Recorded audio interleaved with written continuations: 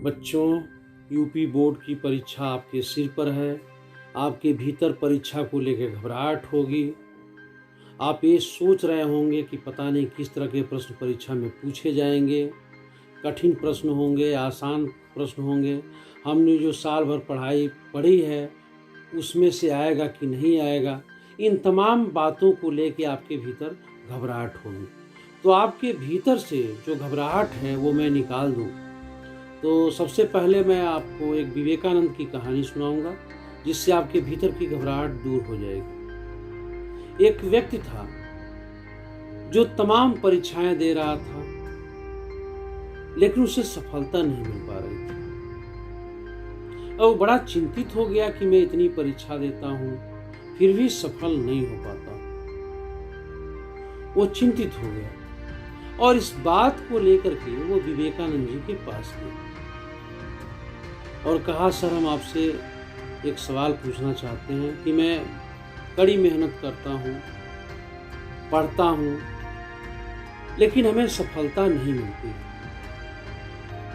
विवेकानंद ने उस व्यक्ति की बात को ध्यान से सुना और कहा, ठीक है, तुम अपने जीवन में सफल क्यों नहीं हो पाते हो, इसका मैं उत्तर दूंगा। उसके पहले मेरा एक काम कर दो।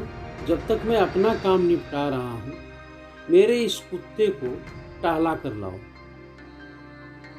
उसने कहा, ठीक है, मैं आपके कुत्ते को टहला कर लाता हूं। वो विवेकानंद जी के कुत्ते को लेकर टहलाने चला गया और कुछ देर बाद कुत्ते के साथ वापस लौटा।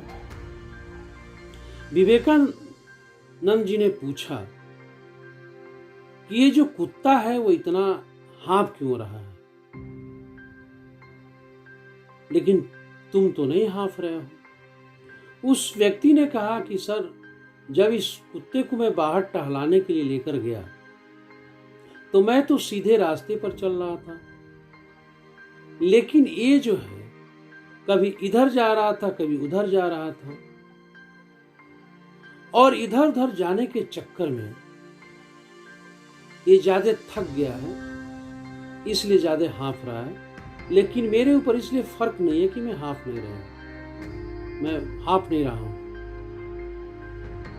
विवेकानंद ने कहा कि जो प्रश्न आप लेकर आए थे कि आपको सफलता नहीं मिल पा रही है, इसके पीछे का वजह यही है और आप इससे सीख सकते हैं। जब मैंने कुत्ते के साथ आपको बाहर भेजा तो आप कुत्ते के साथ टहलाने के उद्देश्य को लेकर के आप सीधे चल रहे थे। आप इस कुत्ते को टहलाने को लेकर के एकाग्रचित थे, लेकिन ये कुत्ता किसी निश्चित उद्देश्य को लेकर नहीं गया था। ये कभी उधर जा रहा था, कभी इधर जा रहा था, और इधर उधर जाने के चक्कर में पूरी तरह थक गया। यही चीज आपके जीवन में हो रहा है। जो आपका लक्ष्य है, जिस कॉन्सेप्ट को समझना है, जिस विषय वस्तु की अवधारणा को स्पष्ट करना है, आप उस पर ध्यान नहीं दे रहे हैं, बल्कि इसके इतर आप निरर्थक, अनावश्यक जो बातें हैं वो आपके मन में चल रही हैं, जिससे आप थक भी जा रहे हैं, घबरा भी रहे हैं, लेकिन जो आपका लक्ष्य है, जो रास्ता है, वो ठीक से नहीं समझ पा रहे। वह व्यक्ति समझ गया कि विवेकानंद जी क्या कहना चाहते हैं। ठीक यही हाल विद्यार्थियों के जीवन में होता है। जब वो किसी विषय वस्तु को पढ़ रहे होते हैं तो हर सवाल का, हर विषय वस्तु का अपना एक अवधारणा होता है, कॉन्सेप्ट होता है, जिसे समझना होता है। और उसी विषय वस्तु को समझने के लिए तमाम बच्चे पढ़ाई के साथ साथ ट्यूशन के लिए भटकते हैं। और ये भी कोई जरूरी नहीं है कि जिससे जो बच्चा ट्यूशन कर रहा है वो शिक्षक उस कठिन अवधारणा को समझाएंगे।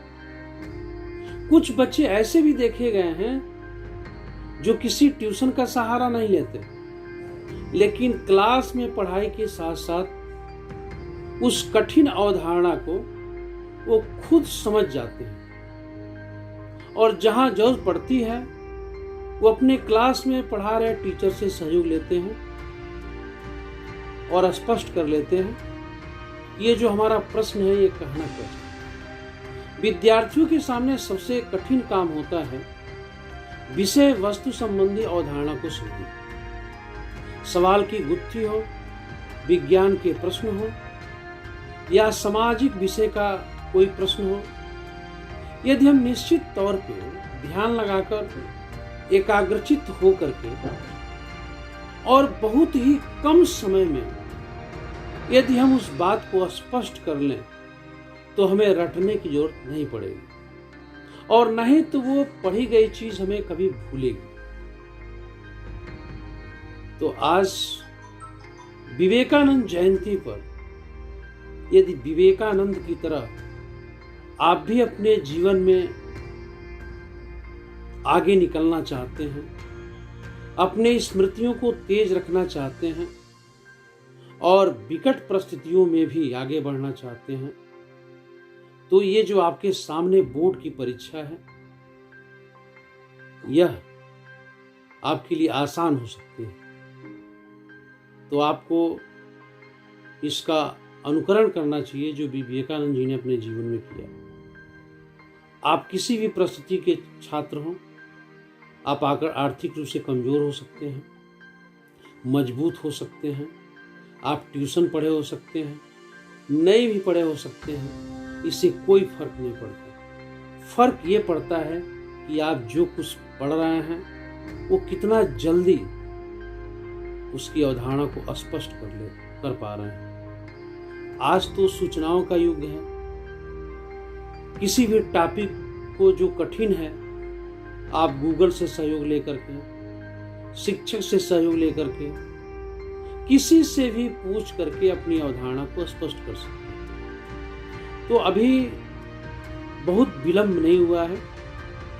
आप एक एक दिन सरसरी निगाह से सभी विषय वस्तुओं को देखते हुए और जहां भी बात अटक रही हो उसके कॉन्सेप्ट को आप क्लियर कर लीजिए, अवधारणा को स्पष्ट कर लीजिए, तो निश्चित तौर पे आप परीक्षा में बेहतर प्रदर्शन कर पाएंगे। अच्छा अंक लाने से, विषय वस्तु को समझ जाने से और फिर जीवन में आगे बढ़ने से आपको कोई नहीं रोक पाएगा। इसी शुभकामना के साथ हम अपनी बात समाप्त